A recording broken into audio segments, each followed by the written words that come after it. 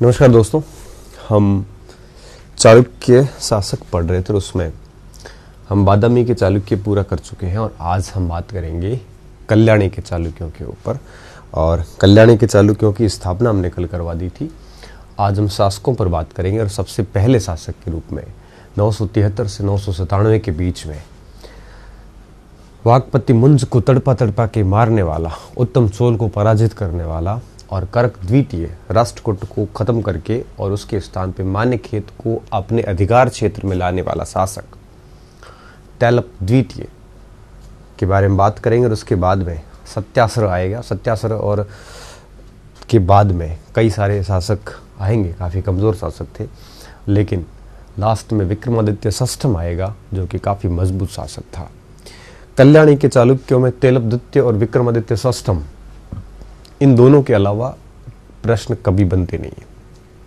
Tailap second और विक्रमादित्य षष्ठम, जिसके राजदरबार में बिल्हण रहता था, विक्रमांक देव चरित्र लिखा गया, उसके बारे में आपको थोड़ा ध्यान रखना है। तो कल्याणी के चालुक्यों में 2 शासकों का ध्यान रखना, बादामी में 1 पुलकेशिन द्वितीय का ध्यान रखना और वेंगी में 1 विष्णुवर्धन का ध्यान रखना। ठीक है, पढ़ना तो सारा ही है, लेकिन लास्ट टाइम जब एग्जाम का रिवीजन, अंतिम रिवीजन चले, उस समय इन शासकों के बारे में एक बार बढ़िया तरीके से देख लेना, क्योंकि मोस्टली प्रश्न जो है वो यहाँ से बनने के पूर्ण रूप से आसार रहते हैं।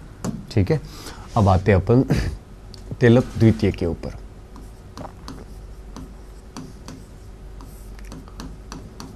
ठीक है, तैलप द्वितीय 973 से 997।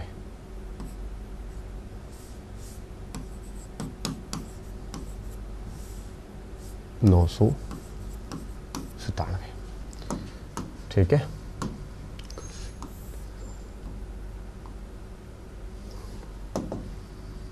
अब देखिए, सबसे पहली चीज, सबसे महत्वपूर्ण बात यह थी कि इसने राष्ट्रकूट शासक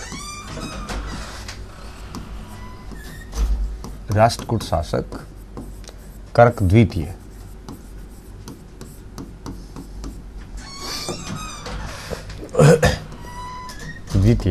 को पराजित करके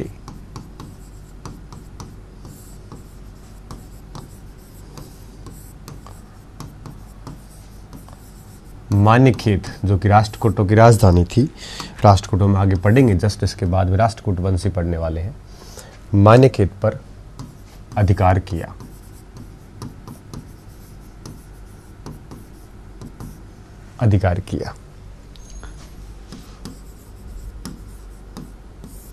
तथा चालुक्यों की राजधानी बनाई। देखो, कल्याणी को थोड़ा सा बाद में राजधानी बनाया जाएगा, पहले इन्होंने अपनी आरंभिक राजधानी मान्यखेत में रखी थी कल्याणी के चालुक्यों ने। ठीक है, कि राजधानी बनाया। ठीक है, पहली बात। अब आगे देखिए क्या हुआ। इसके काल में मालवा का अभियान भी हुआ था। मालवा के परमार शासक मुंज को इसने पराजित किया था और दूसरा उत्तम चोल से भी इसका संघर्ष हुआ था। ठीक है,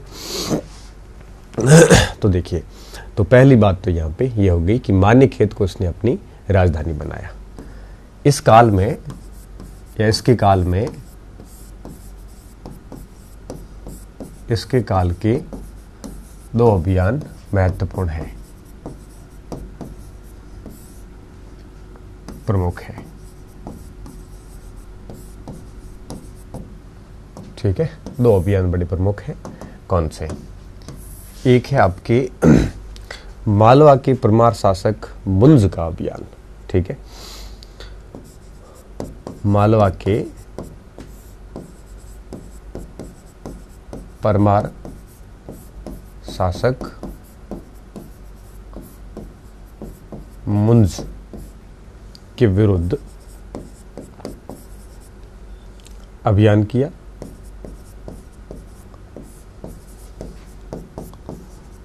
मुंज को पराजित किया। मुंज को पराजित किया और मेरुतंकृत प्रबंध चिंतामणि में इस पूरे वाकये की जानकारी हमारे को प्राप्त होती है। और प्रबंध चिंतामणि में क्या लिखा है कि मुंज को पराजित करने के बाद में उसको कैद करके रखा और यातनाएं दी, और इन्हीं यातनाओं में मुंज की मृत्यु हुई थी। पराजित किया,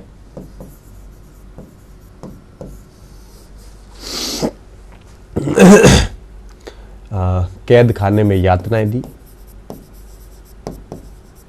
कैद खाने में यातनाओं से मुंज की मृत्यु हुई, मुंज की मृत्यु हुई। ठीक है, इसकी जानकारी, ठीक है, इसकी जानकारी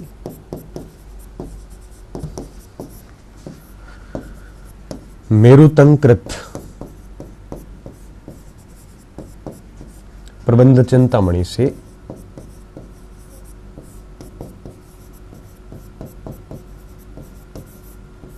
प्रबंध चिंतामणि पुस्तक है, लिखने वाला मेरुतंग है। ठीक है, चिंतामणि से प्राप्त होती है।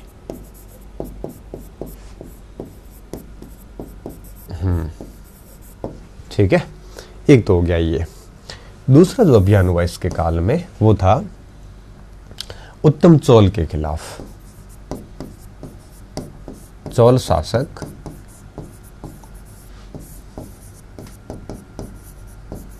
उत्तम चौल को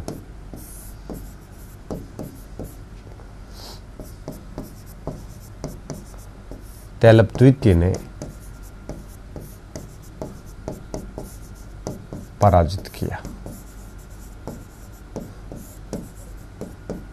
ठीक है, यह विजय दीर्घकालिक नहीं रही।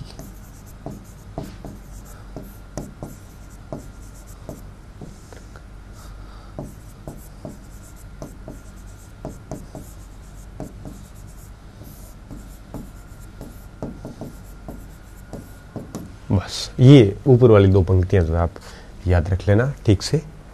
तैलप द्वितीय के बाद में सत्याश्रय इसका उत्तराधिकारी बना, और सत्याश्रय जो है ये आप कह सकते हो कि एक योग्य शासक था, और सत्याश्रय ने तैलप द्वितीय की एक प्रकार से विरासत को आगे बढ़ाने का कार्य किया।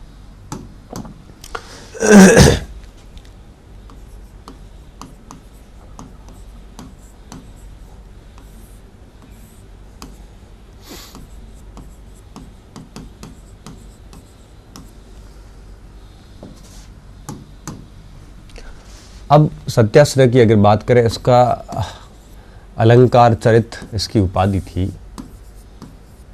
अलंकार चरित।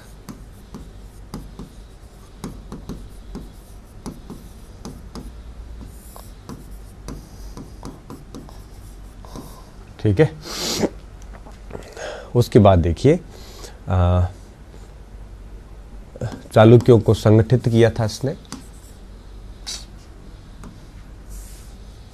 चालुक्यों को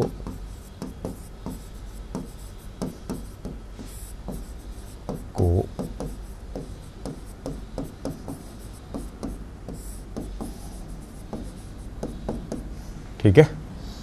इसके बाद देखिए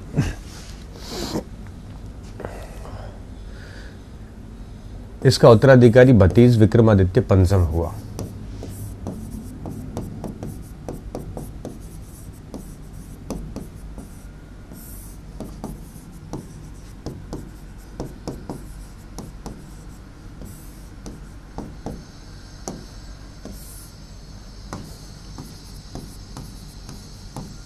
जिसके बारे में ज्यादा जानकारी हमारे पास में नहीं है।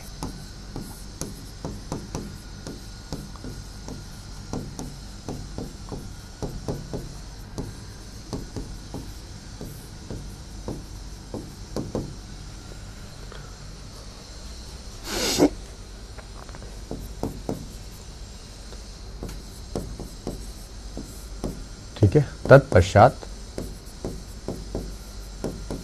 जय सिंह द्वितीय, जगदे कमल,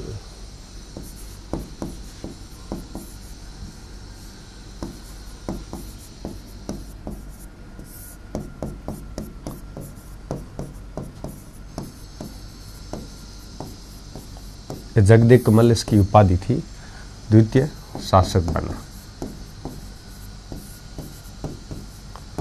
ठीक है, इनकी कोई विशिष्ट उपाधियां नहीं है, सॉरी कोई उपलब्धियां नहीं है, इस वजह से हम इसको ज़्यादा है वो लिख नहीं रहे हैं। ठीक है, और इसके बाद में सोमेश्वर प्रथम शासक बना, इसका उत्तराधिकारी सोमेश्वर प्रथम हुआ। क्या होगा?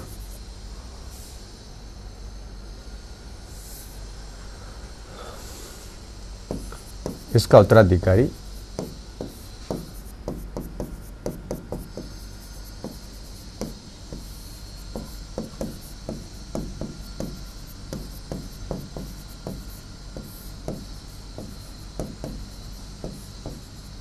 देखिए विद्यार्थियों, इसी व्यक्ति ने कल्याणी राजधानी लाई थी।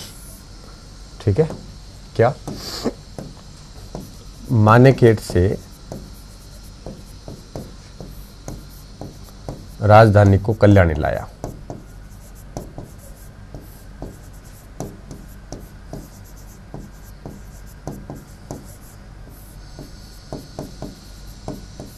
एक तो कार्य इसने ही किया, दूसरा ये सुसाइड करके गया था। लास्ट में यूं कहे कि सोमेश्वर प्रथम ने एक प्रकार से जब चोलों के सामने ये पराजित हुआ था तो उसके बाद में आत्महत्या है वो कर ली थी। ठीक है,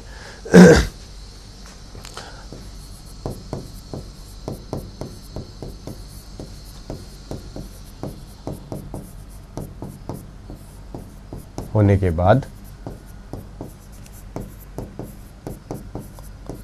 आत्महत्या की और इसका उत्तराधिकारी सोमेश्वर द्वितीय बना। ठीक है, इसको लिखिए, फिर अपन आगे बढ़ते हैं। इसका उत्तराधिकारी, अच्छा ये सोमेश्वर जो प्रथम था ये लगभग 1043 के आसपास था। ठीक है, हाँ, इसका उत्तराधिकारी,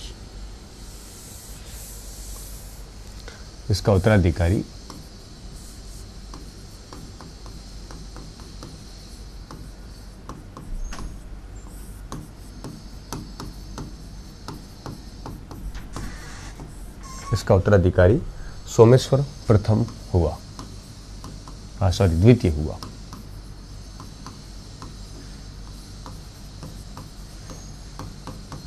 ठीक है, और सोमेश्वर द्वितीय का जो उत्तराधिकारी था वो विक्रमादित्य षष्ठम था।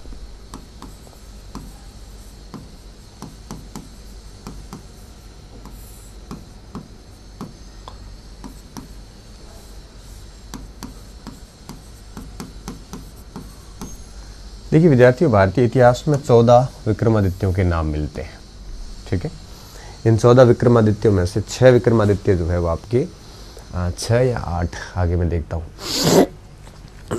इस चालुक्य वंश के थे। बाकी विक्रमादित्य गुप्त काल का था, उज्जैन का विक्रमादित्य था, मोस्टली सारे विक्रमादित्य आपके हेमू विक्रमादित्य था, और बाकी शेष बच्चे विक्रमादित्य 4 दूसरे थे। टोटल 14 में से 10 विक्रमादित्य जो है वो आपके यहाँ के थे। एग्जैक्टली काउंटिंग मुझे भी करनी पड़ेगी, लेकिन जहाँ तक मेरी जानकारी आ रही है 8 से 10 विक्रमादित्य चालुक्य राजवंश के थे। ठीक है, 6 तक तो हम आ भी गए हैं, आगे 2-3 और भी आएंगे अभी। ठीक है, द्वितीय हुआ। विक्रमादित्य षष्ठम काफ़ी शक्तिशाली शासक था। जैसा कि मैं आपको पहले ही बता चुका हूँ कि जब कल्याणी के चालुक्यों का अगर कोई सवाल बनता है तो निश्चित तौर पे विक्रमादित्य षष्ठम के अंदर मैंने कई बार इनके प्रश्न जो है वो बनते हुए देखे हैं। तो इस का विशेष तौर पे आपको ध्यान रखना है, क्योंकि विक्रमादित्य सबसे शक्तिशाली शासकों में से एक था। ठीक है, पहली बात। अब देखिए सबसे इम्पोर्टेंट चीज़, चालुक्य विक्रम संवत का इसने आरंभ किया था 11 फरवरी 1076 को, और चालुक्य विक्रम संवत के साथ ही इसका राज्याभिषेक हुआ था।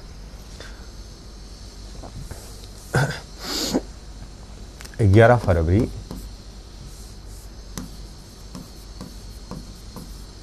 1076 को इसका राज्याभिषेक हुआ।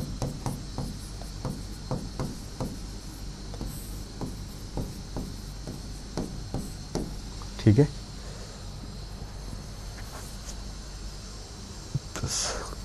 राज्याभिषेक हुआ। इसी दिन चालुक्य विक्रम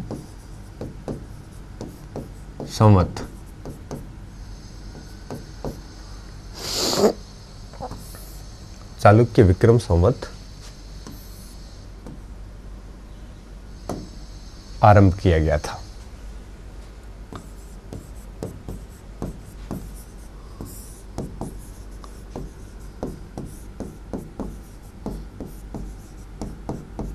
ठीक है, इसके काल में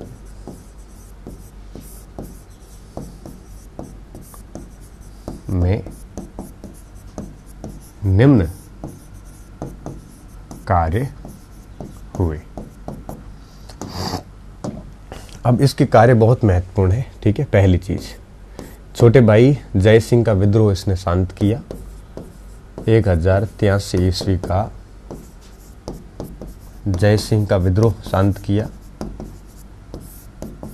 अब ये कोई महत्वपूर्ण बात नहीं है, फिर भी हमें लिखनी पड़ती है क्योंकि इतिहास है और हम कहते हैं कि हमारा सवाल परीक्षा में बाहर नहीं जा सकता, तो हमें फिर सारा कुछ लिखवाना पड़ता है। सारा कुछ मतलब मोस्ट सारी चीज़ें बतानी पड़ती है। विक्रमादित्य षष्ठ इतना ही नहीं है, 1076 से 1026 का मतलब होता है 40 वर्ष। 40 वर्ष तक शासन किया। हम 10 बातें लिख रहे हैं तो डेफिनेटली कितना कुछ छोड़ा होगा आप समझ सकते हो। 99% छोड़ा हुआ, 1% ही तो हम याद करते हैं। ठीक है, तो उसमें से कुछ महत्वपूर्ण बातें ही हम वैसे लिखते हैं। तो 1083 ईस्वी का जय सिंह विद्रोह जो था, इसके छोटे भाई ने किया था, उसको इसने शांत किया। ठीक है, इस समय तक होयसल शासक आपके जो है वो शक्तिशाली होने शुरू हो गए थे। तो होयसल राजधानी दार समुद्र में उनकी हुआ करती थी। होयसल वंश के शासकों को पराजित किया, क्योंकि जब हम आगे पढ़ेंगे ना, चालुक्यों का पतन अब होने वाला थोड़ी देर में, शासकों को पराजित किया। तब हम देखते हैं कि होयसल जो थे आपके, ये एक प्रकार से चालुक्यों के जो साम्राज्य था, इस पूरे साम्राज्य पर होयसल, काकतिया वगैरह कई सारे वज़ीर, इन सारों ने अपना राज्य स्थापित किया था। तो चालुक्यों के खत्म होने के बाद इनके क्षेत्रों पर, दक्षिण के क्षेत्रों पर होयसलों का कब्जा हो गया था। ठीक है, इस चीज़ का थोड़ा सा ध्यान रखना। इसकी सबसे खास बात क्या थी इस वंश की, स्पेशली विक्रमादित्य षष्ठम की? इन्होंने वेंगी की जो चालुक्य थे उसमें हस्तक्षेप करके और कल्याणी के चालुक्यों के अधीन कर दिया। तो वेंगी के चालुक्य जो चले आ रहे थे, उनको इसने कल्याणी के चालुक्य की शाखा के साथ में उसका विलय कर दिया। तो पुलकेशिन द्वितीय से जो शाखा शुरू हुई थी, वो शाखा विक्रमादित्य षष्ठम के साथ में समाप्त हो गई। कल्याणी राजधानी बनाई, ये शायद हमने लिख लिया ना? हाँ, लिख लिया। ओके, लिख लिया, मैंने सोचा रह गया। वेंगी की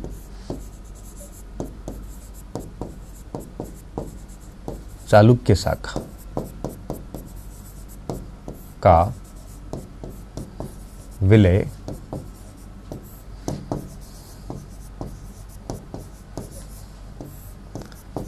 कल्याणी शाखा में किया।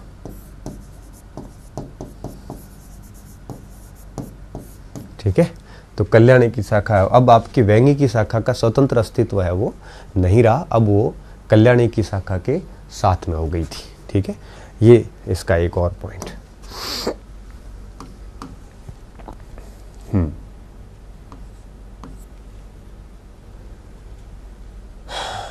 इसने कई सेनापतियों, सामंतों व विद्वानों का सहयोग प्राप्त किया।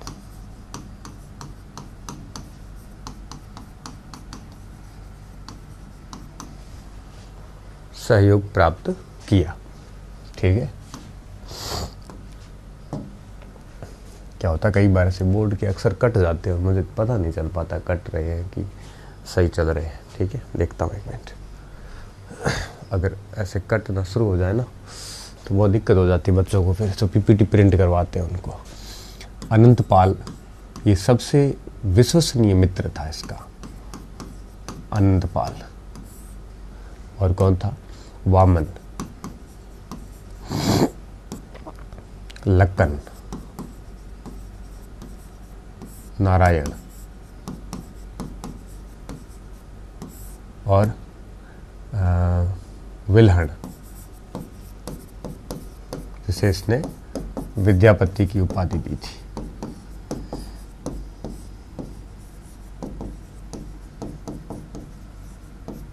ठीक है, ये सारे व्यक्ति थे जिनको इसने इन्होंने विद्वानों को इन्होंने इसका सहयोग किया था। सबसे विश्वसनीय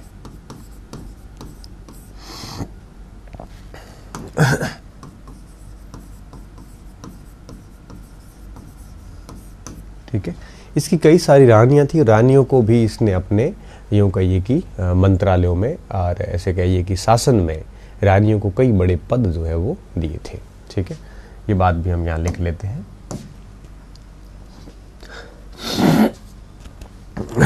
यहाँ ही लिख लेते हैं। अपनी रानियों को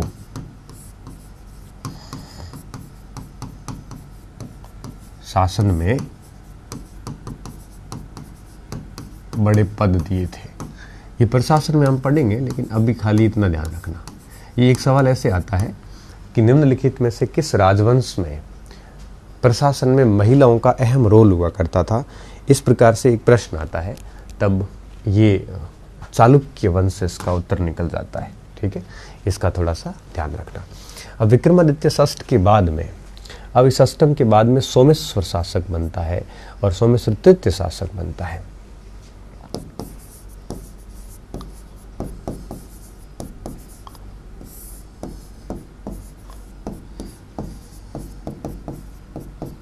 उत्तराधिकारी कौन हुआ? सोमेश्वर तृतीय।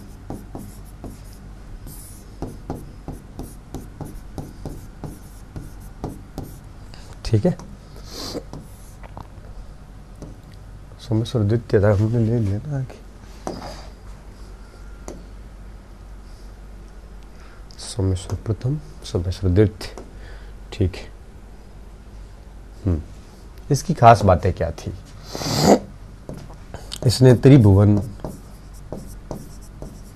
ठीक है, त्रिलोक्य, भुवन कमल, अब ये सारी उपाधियां जो है इसने ली थी। ये ऐसी उपाधियां वैसे काम की तो नहीं है, फिर भी थोड़ा सा आप इसका ध्यान रखना। सर्वज्ञ चक्रवर्ती, सर्वज्ञ चक्रवर्ती उपाधियां। इसके बारे में जब भी कोई प्रश्न आता है सोमेश्वर तृतीय के बारे में, तो आता है इसकी पुस्तक मनसोल्लास के बारे में। शिल्प शास्त्र का एक अहम ग्रंथ है मनसोल्लास, जो सोमेश्वर तृतीय ने लिखा था। मनसोल्लास ग्रंथ सबसे महत्वपूर्ण ग्रंथ है। और यूं कहिए कि जब भी हम चालुक्य पढ़ते हैं और जब भी चालुक्यों के सवाल बनते हैं, तो विक्रमादित्य षष्ठम के साथ साथ में मनसोल्लास ग्रंथ का कई बार सवाल बनता है। ठीक है, इसने मानसोल्लास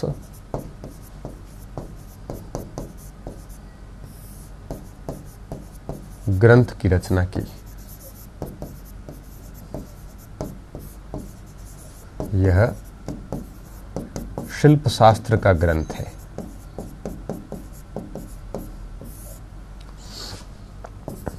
शिल्प शास्त्र का ग्रंथ है, जिसमें शिल्प की कई सारी शैलियां, ठीक है, शिल्प की कई सारी आपकी शैलियों का इन्होंने स्वतंत्र रूप से वर्णन किया है। ठीक है, जिसमें शिल्प की कई सारी शैलियों का स्वतंत्र रूप से वर्णन किया है। शिल्प की कई शैलियों का स्वतंत्र रूप से वर्णन किया है। ठीक है, तो ये सोमेश्वर तृतीय के अंदर इनकी पुस्तक जो है वो ज़्यादा महत्वपूर्ण है। ठीक है, और सोमेश्वर तृतीय के बाद में तैलप तृतीय शासक बनता है। ठीक है,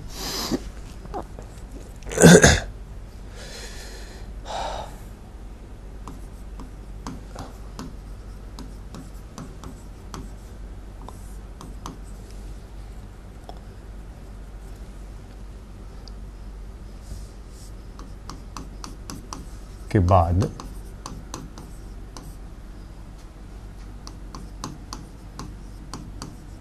तैलप तृतीय शासक बना। इस समय चालुक्य राज्य अत्यंत कमजोर हो गया था।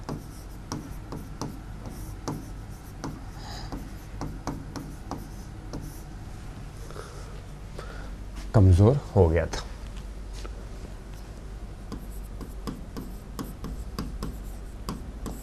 चालुक्य क्षेत्रों पर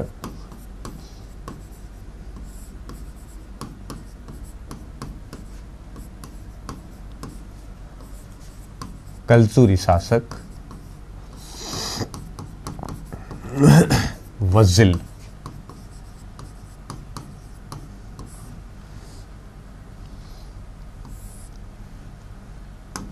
ने आधिपत्य स्थापित कर लिया था।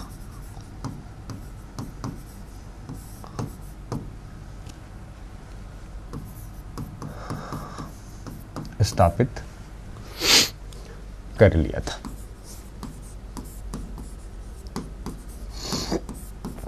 अधिकांश चालुक्य क्षेत्र है ना, चालुक्य क्षेत्रों की जगह हम अगर अधिकांश चालुक्य क्षेत्र लिखेंगे तो ज्यादा ठीक लगेगा। ठीक है, और अब क्या हुआ, अब आपके यूं समझिए कि अंतिम शासक के रूप में सोमेश्वर चतुर्थ, सोमेश्वर चतुर्थ, ये याद रखना क्योंकि राजा आखिर था ये। सोमेश्वर चतुर्थ इस वंश का अंतिम शासक बना। ठीक है, तत्पश्चात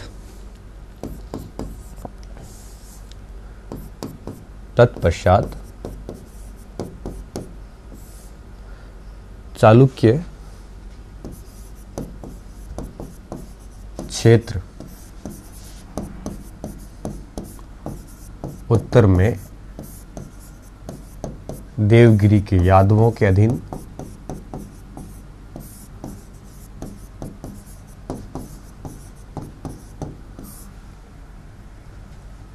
तथा दक्षिण में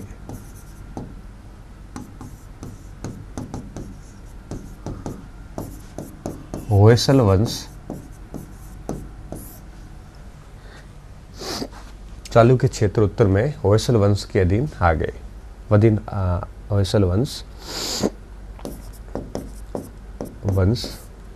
के अधीन हो गए।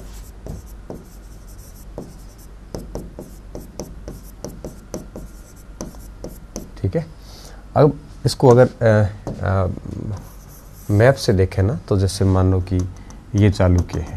ठीक है, तो दक्षिण के जो एरिया थे ये तो चले गए होयसल के पास में, जिनकी राजधानी दार समुद्रम थी, और उत्तर के जो एरिया थे ये चले गए यादवों के पास में, राजधानी देवगिरी रखी। ठीक है, इस तरह से चालुक्य वंश का पतन हो जाता है। ठीक है, और ये लगभग 1150-1200 के आसपास की बात है। और फिर जब सल्तनत काल शुरू हुआ 1206 से, तो फिर इन सारे क्षेत्रों को अलाउद्दीन तक आते आते इन सारे क्षेत्रों का सल्तनत में विलय हो गया था। ठीक है, और मुस्लिम सत्ता स्थापित हो गई थी यहाँ पे, क्योंकि देवगिरी के यादवों के विरुद्ध अलाउद्दीन का एक अभियान रहा था। ठीक है, सल्तनत काल में पढ़ेंगे उसको।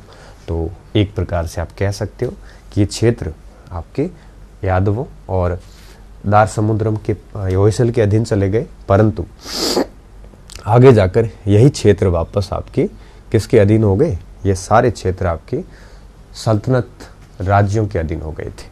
ठीक है, और अब अंत में थोड़ा सा वेंगी के चालुक्य देख लेते हैं। वेंगी के चालुक्य, इसमें कुछ ज़्यादा है नहीं। ठीक है, थोड़ा सा जानकारी दे देते हैं। ठीक है, देखिए काफ़ी कुछ तो बातें इसकी हो चुकी है, फिर भी अगर आप इसमें जाओगे तो वेंगी के चालुक्य पूर्व में थे। वेंगी के चालुक्य, ठीक है, पहली बात कहाँ पे थे? दक्षिणापथ के पूर्व में। दक्षिणापथ के पूर्व में राजधानी कहाँ थी? वेंगी। ठीक है, और ये क्षेत्र जो था आपके वेंगी के अंदर, ये पुलकेशिन द्वितीय के भाई विष्णुवर्धन द्वारा इसको स्थापित किया गया था। ठीक है, तो पहली बात क्या थी?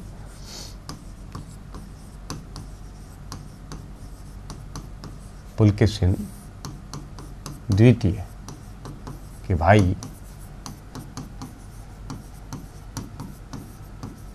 विष्णुवर्धन द्वारा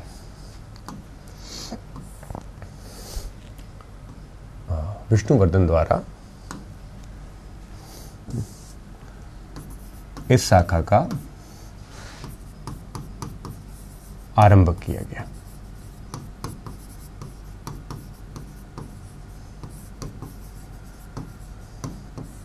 ठीक है, वेंगी का एक नाम जो है, वेंगी बेसिकली आंध्र प्रदेश का इलाका है, और इसको आपके पेंड वेंगी, इसका मूल नाम जो है वो आपके पेंड वेंगी है। ठीक है, हाँ, पेंड वेंगी कहते हैं इसको। और विष्णुवर्धन का शासनकाल 615 से 630 के बीच में आपके रहता है। ठीक है, इसको विषम सिद्धि की उपाधि भी थी।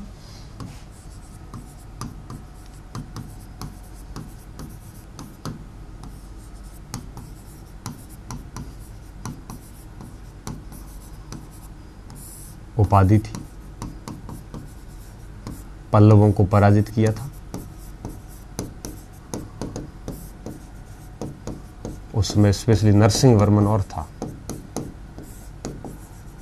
क्योंकि इसकी सीमा भी आपकी पल्लवों से टच करती थी, तो पल्लवों को उसने है वो पराजित किया था।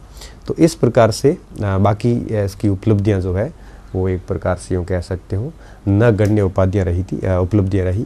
तो फिर जयसिंह प्रथम, विष्णुद्वितीय, विजयादित्य, कई सारे शासक रहे इसके बाद में। इसके बाद, या इसको सीधा लिख लो, इसके उत्तराधिकारी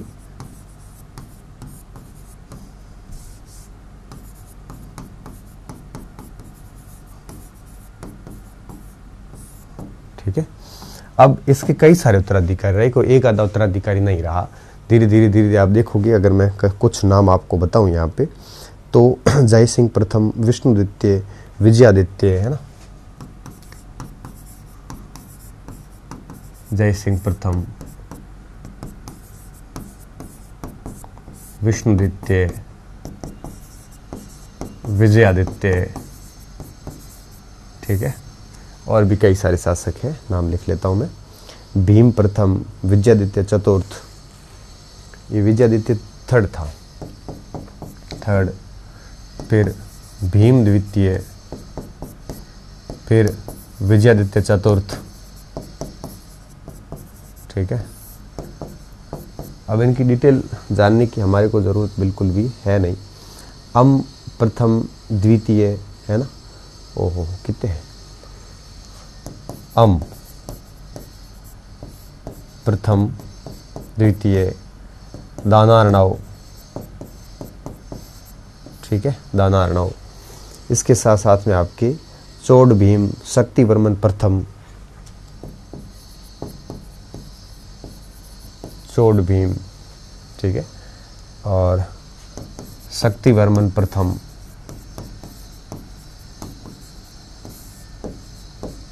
ये शक्तिवर्मन प्रथम।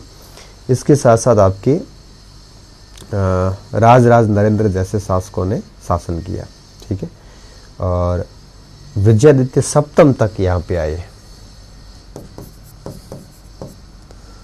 चतुर्थ राज नरेंद्र, ठीक है, विजयादित्य सप्तम, बीच में और भी होंगे 2-3 गुस्से कहीं कहीं। तो ऐसे कई सारे शासक हुए वेंगी के चालुक्य, और अंत में इनको आपके वेंगी के चालुक्यों को मैंने आपको पहले बता दिया कि कल्याणी के चालुक्यों में उसकी शाखा का विलय विक्रमादित्य षष्ठ ने कर दिया था, फिर ये प्रकार समाप्त होगी। तो चालुक्यों के 6 विक्रमादित्य हुए, ठीक है, 7 नहीं हुए, 6 हुए।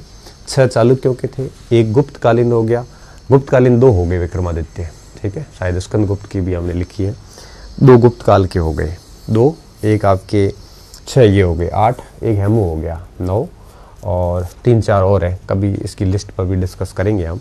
इस मालवा के भी होंगे 2-4, 1-2 आपके पाल वंश के होंगे। इस टाइप से कुल 14 विक्रमादित्यों की लिस्ट मिलती है हमें, ठीक है। तो ये हमारा चालुक्य राजनीति पूरा हो गया। अब जो नेक्स्ट क्लास लगेगी उसमें हम बात करेंगे चालुक्य प्रशासन और चालुक्य कला के ऊपर, फिर राष्ट्र कुटुंब के ऊपर आ जाएंगे, ठीक है। बहुत बहुत धन्यवाद विद्यार्थियों, अच्छे रहिए, मस्त रहिए और पढ़ते रहिए।